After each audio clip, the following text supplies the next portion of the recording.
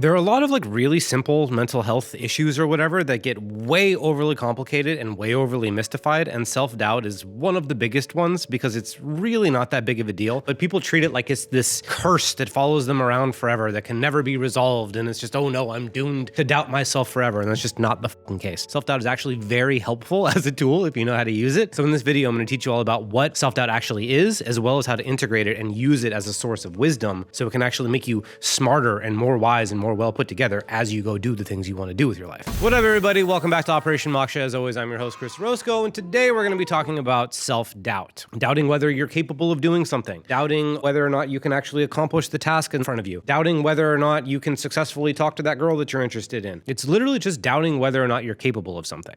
And if you look at that, not really that big of a deal because there's a lot of reasons to doubt whether or not you could do something.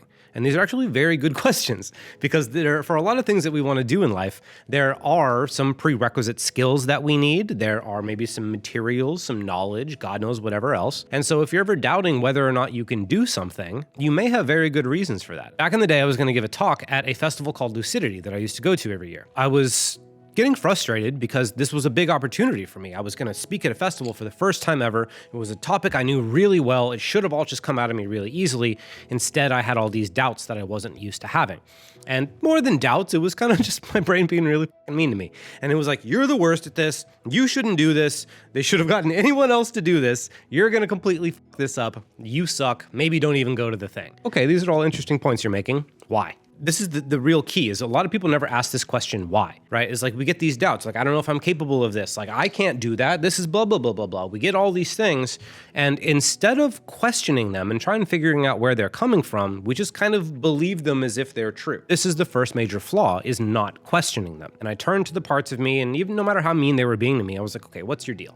Why do you think I'm gonna fuck this up? Why are you so certain that I'm like the worst person to do this? I actually got 3 distinct answers that were really fucking helpful. First answer was, you're not speaking from the heart. You're essentially parroting your old YouTube videos. And I was like, oh shit, that's true.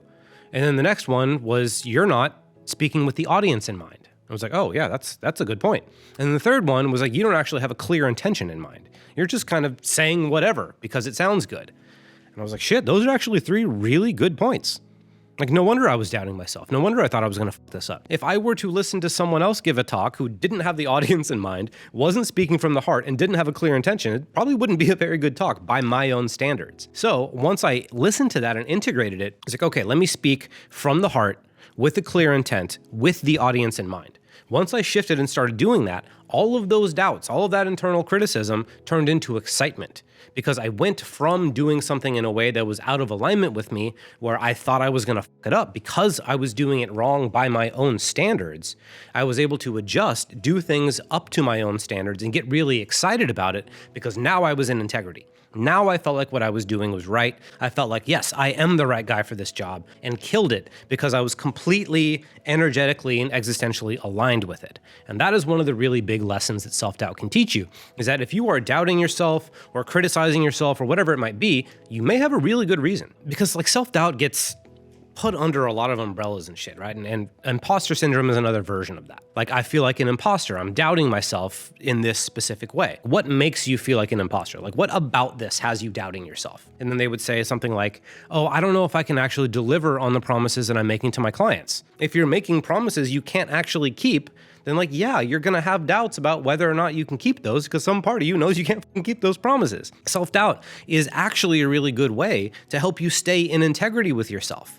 Because if you're signing up for something you don't think you're capable of, and if you're making promises you don't think you can deliver, there's going to be some part of your personality that's going to be like, I don't know about that. I don't think you can actually do that. I have no reason to think you could do that. Like, at least hear me out and at least hear why I'm not convinced that you can do this. And maybe I'm wrong, maybe I'm right. I don't fucking know, but at least listen. And every time I listen to my own self-doubt, most of the time I get really good insights into why I don't believe in myself, why I'm not feeling aligned or congruent or whatever the fuck is going on. And so I can take that real world advice and integrate it and suddenly become more aligned with myself.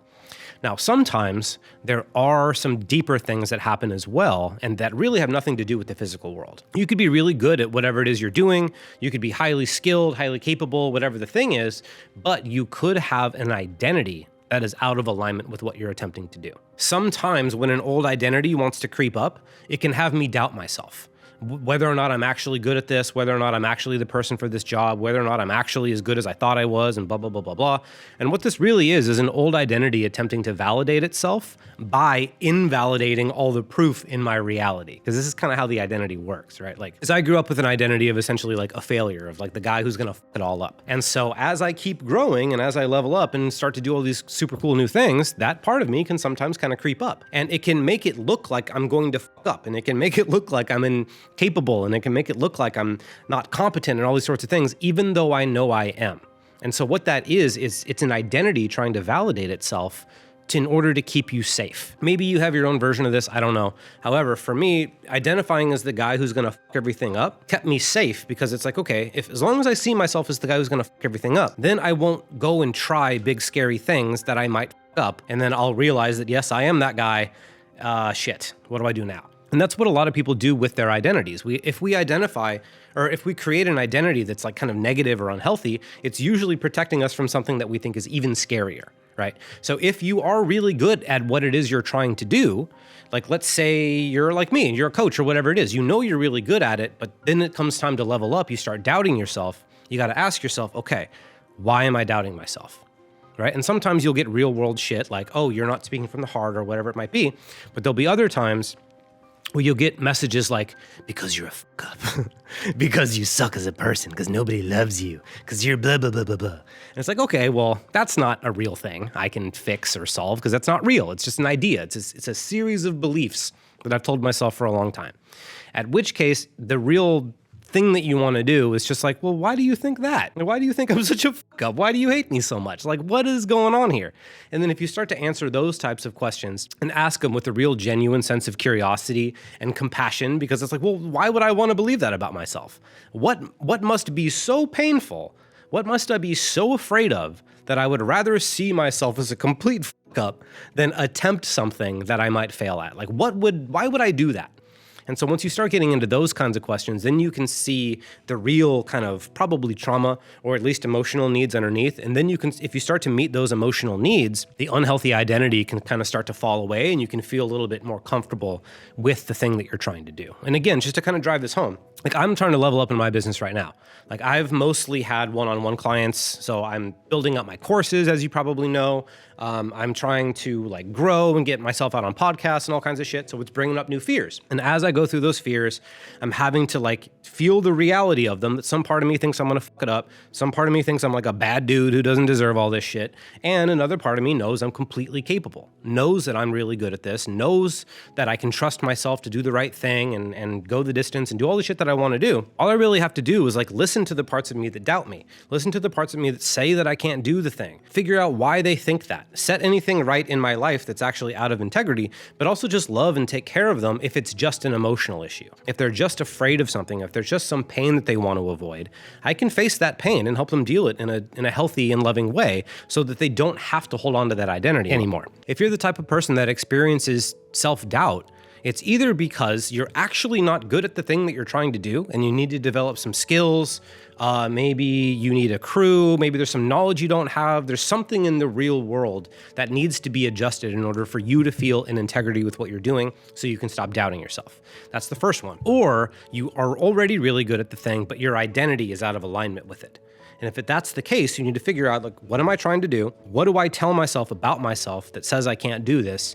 Why am I telling myself that? What reason would I have for that? And then if you can address those reasons and integrate the parts involved, you will stop doubting yourself. So whether it's a thing in the real world or whether it's just some internal shit that needs to be addressed and integrated, self-doubt is an incredible way to learn more about yourself. It's a great way to get smarter. It's a great way to get better at your craft. And it's also a great way to know if any part of your personality is on a fundamental out of alignment with who you're trying to become, which is all good information. So the main thing you really want to do is just start getting curious. Like, your mind doesn't say this shit for no reason. Like, your mind doesn't do anything for no reason. Your mind does everything that it does in an attempt to protect you and keep you safe. It doesn't do anything to punish you. It doesn't do anything because it hates you. That's not how brains work. Brains want to keep you safe and alive. So if it's doing something that you don't like, it thinks that that's what it needs to do in order to keep you safe and alive. And so from there, the question simply becomes why. And if you can ask it with a really open heart and a real true sense of curiosity, you will get the answers. You address them, self-doubt goes away. You're smarter, you're more whole, you're a hell of a lot better at whatever it is you want to do. You're f***ing free. So if you have any questions about this, let me know. I know it's a big, complicated topic, but I'd be happy to go deeper on all of it. I love you. I'm Chris Orozco. I'll see you next time.